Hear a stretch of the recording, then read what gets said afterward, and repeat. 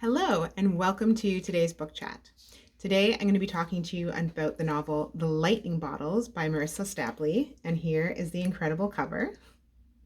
So, I was lucky enough to read this novel before it was available. I did an endorsement read of it, and let me tell you, it was a pleasure.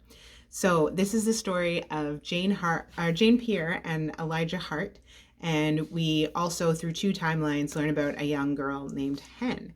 And so, I don't want to give too much away because, you can look that up on the back of the description, but let me just say that I read this novel in a postpartum haze, so I often was only able to read a few paragraphs at a time, and despite that difficulty, it captivated me. It absolutely drew me in, and when I finished reading, it was hard to pick up anything else for several days because I just kept thinking, I want to go back to the lightning bottles. I miss the characters, I miss the flow and the energy. So as I mentioned, we have two timelines. And in the older one in the past, it is just such a tender, spine-tingling story of young love.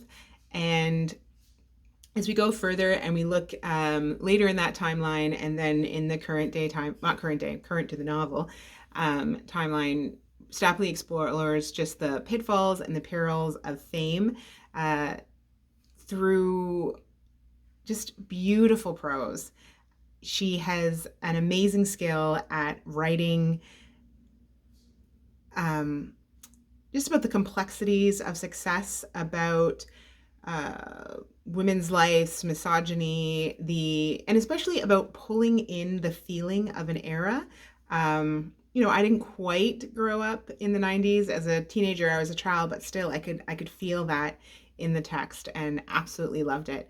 I loved also the explorations of the moving targets of success and the pitfalls and perils of fame, and just the nostalgia, the angst. It was great.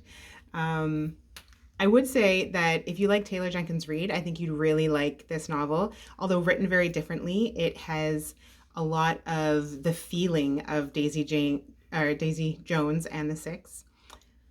Yeah, so The Lightning Bottles by Marissa Stapley. It was really hard to put down, and as I said, I was nursing a newborn as I was reading most of this. So that's saying something. Oh, and if you head over to my website, charlenecarr.com, you'll find a link for the book and also a little bit more of my thoughts in written form.